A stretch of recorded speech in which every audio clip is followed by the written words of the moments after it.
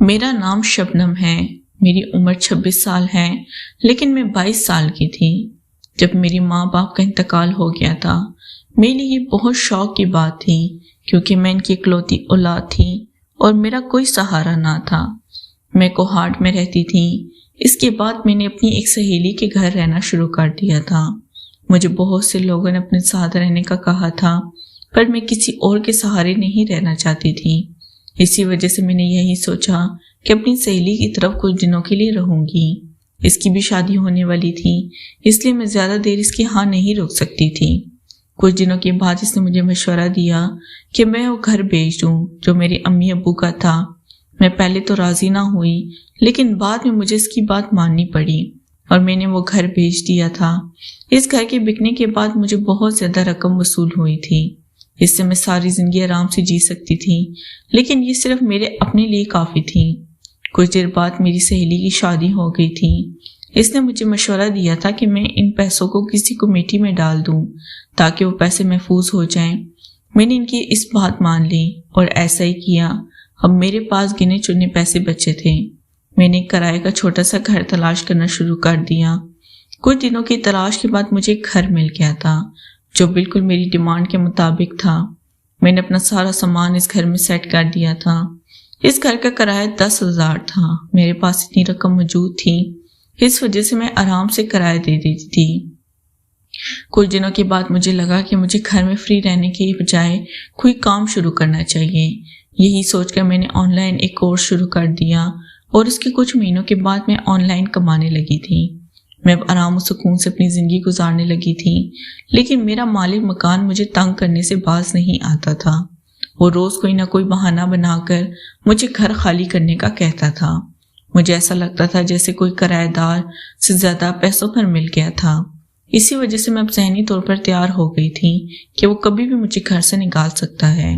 ایک رات میں سو رہی تھی، آدھی رات کا وقت تھا جب میرے اس گھر کا دروازہ زور زور سے بجنے لگا تھا۔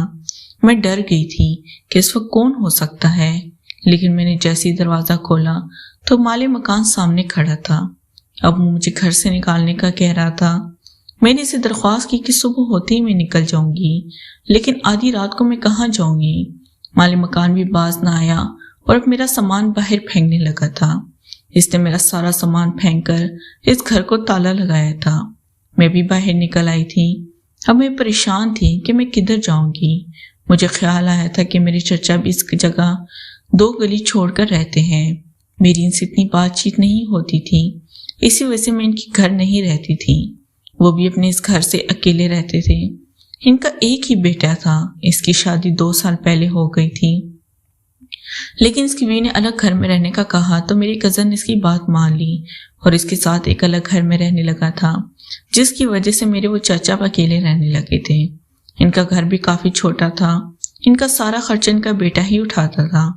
میری چچی کا بہت پہلے ہی عرصے انتقال ہو چکا تھا اور اس کے بعد سے میرے چچا اکیلے ہو گئے تھے۔ میں نے ان کے گھر جانے کا فیصلہ لے لیا اور اپنا سارا سامان اکٹھا کیا۔ میں بہت مشکل سے ان کے گھر پہنچی تھی، اب ان کے دروازے کے سامنے کھڑی تھی۔ میں نے اپنے چچا کے گھر کا دروازہ بجایا تو انہوں نے دروازہ نہیں کھولا تھا کیونکہ رات کا وقت وہ شاید سو رہے تھے۔ میں نے ساری رات پاس پڑے پٹھے پر گزار دی تھی اور صبح کا انتظار کرنے لگی تھی۔ جیسے ہی صبح ہوئی تو میں جلدی سے اٹھی۔ میں نے اپنے موبائل پر ٹائم دیکھا تو پورے 10 بج رہے تھے۔ میں نے جلدی سے دروازہ بجانا شروع کر دیا تھا۔ میرے چچا نے دروازہ کھولا تو مجھے دیکھ کر وہ حیران ہو گئے تھے، لیکن میرے ساتھ اتنا سارا سامان دیکھ کر وہ سمجھ گئے تھے کہ میں کس نیت سے آئی ہوں۔ انہوں نے مجھے اندر بلایا اور دروازہ بند کر دیا۔ اب وہ مجھ سے پوچھنے لگے کہ میں اتنی صبح کیسے آ گئی۔ اس پر میں نے انہیں ساری داستان سنا دی کہ کس طرح مجھے میرے مالک مکان نے آدھی رات کو گھر سے نکال دیا تھا اور میں باقی کی رات ان کے گھر کے دروازے کے باہر ہی بیٹھی رہی تھی۔ وہ بھی حیران ہوئی تھی، لیکن کہنے لگے وہ کچھ وقت کے بعد اپنا فیصلہ سنائیں گے اور وہ فیصلہ میرے حق میں ہی ہوگا۔ میں بھی مطمئن ہو گئی تھی، لیکن رات کو جب انہوں نے مجھ سے بات کی تو میں ان کی بات سن کر حیران ہو گئی تھی، کیونکہ وہ ان کا کہنا تھا کہ ان کے گھر کا سارا خرچ ان کا بیٹا اٹھاتا ہے، جس کی وجہ سے وہ بہت بچت کرتے ہیں اور اب میرے آنے سے خرچہ زیادہ ہو جائے گا۔ میں بھی پریشان ہو گئی تھی کیونکہ ان کی بات بھی درست تھی۔ میں نے اسے گزارش کی تھی کہ میں صرف رات کو سونے کے لیے پنکھا چلایا کروں گی، اس کے علاوہ مجھے کسی چیز کی ضرورت نہیں ہوگی۔ وہ کچھ دیر کے لیے سوچنے لگے تھے، پھر اس کے بعد ان کا کہنا تھا کہ میں رات کو ان کے روم میں سویا کروں گی۔ مجھے شوق لگا تھا کہ وہ کیا کہہ رہے ہیں۔ میرا موڈ دیکھ کر وہ کہنے لگے کہ ان کی بات کا یہ مطلب ہے کہ اس طرح بچت ہو نہیں پائے گی اور میں بغیر کسی مشکل کے ان کے گھر میں رہ سکوں گی۔ مجھے یہ بات بالکل پسند آئی تھی، اس پر میں نے انکار کر دیا تھا، لیکن میری چچا نے مجھے کہہ دیا کہ اگر میں اس بات پر عمل کروں گی تب ان کے گھر میں رہ سکتی ہوں۔ میں پھنس چکی تھی، اس کے علاوہ میرے پاس کوئی چارہ نہ تھا۔ اسی وجہ سے میں نے اس بات کو مان لیا۔ میرے چچا نے مجھے خوشی خوشی رہنے کی اجازت دے دی۔ میں نے اپنا سارا سامان الگ روم میں سیٹ کیا، لیکن مجھے یہ پتا تھا کہ میں نے رات کو اپنے چچا والے روم میں ہی سونا ہے، اس لیے جب بھی رات ہوتی تو میں اس روم میں سونے کے لیے چلی جاتی تھی۔ مجھے روز ہی خطرہ محسوس ہوتا تھا کہ کہیں میرے چچا میرے ساتھ کچھ کر نہ دیں، اسی وجہ سے میں روز دیر سے سوتی تھی اور ساری رات ڈر کر گزار دیتی تھی۔ ویسے بھی میں رات کو آن لائن کام کرتی تھی اور دیر سے ہی ان کے روم میں جاتی تھی۔ جب بھی جاتی تھی تو وہ سوتے ہوئے تھے، اس پر میں پرسکون ہو جاتی تھی کہ اب مجھے کوئی خطرہ نہیں ہے۔ میں بیڈ کے بالکل کنارے پر سوتی تھی، اس روم میں اور کوئی بھی چیز موجود نہ تھی جس پر میں سو سکتی، اس لیے مجھے نہ چاہتے ہوئے بھی یہ سب کرنا پڑا تھا۔ میں صبح بھی جلدی اٹھ کر دوسرے روم میں چلی جایا کرتی تھی۔ ایک رات میں گہری نیند میں سو رہی تھی جب مجھے ایسا لگا جیسے مجھے کوئی محسوس کر رہا ہو اور کسی کا ہاتھ میرے اوپر ہو۔ میں نے سپنا وہم سمجھا اور پھر سے سونے کی کوشش کرنے لگی۔ اندھیرے کی وجہ سے مجھے کچھ دکھائی نہیں دے رہا تھا، اسی وجہ سے میں پھر سے سو گئی، لیکن وہ دباؤ بڑھتا جا رہا تھا۔ مجھے عجیب سا محسوس ہونے لگا تھا۔ میں نے تھوڑی سی حرکت کی تو وہ ہاتھ پیچھے ہٹ گیا تھا۔ اگلی صبح میرے ذہن میں یہی گھوم رہا تھا کہ رات کو سب کچھ کیا تھا۔ مجھے اپنے چچا پر شک ہونے لگا، پر میں ان پر الزام نہیں لگا سکتی تھی کیونکہ اس طرح وہ مجھے گھر سے نکال سکتے تھے اور پھر مجھے کوئی دوسرا گھر تلاش کرنے میں مشکل ہوتی تھی۔ اس وجہ سے میں نے اپنے چچا سے کچھ نہ کہا اور آج رات کا انتظار کرنے لگی۔ جیسی رات کا وقت آیا تو میں اس طرح سے پھر سے سونے لگی، لیکن اس پر میں اندر سے جاگ رہی تھی کیونکہ میں دیکھنا چاہتی تھی کہ حرکت کس کی ہے۔ میں نے بہت انتظار کیا اور کچھ وقت کے بعد مجھے پھر سے محسوس ہونے لگا تھا کہ کسی نے وہ حرکت دوبارہ کی ہے۔ میرے حسن کو محسوس کرنے لگا تو وہ ہاتھ پیچھے ہٹ گیا تھا۔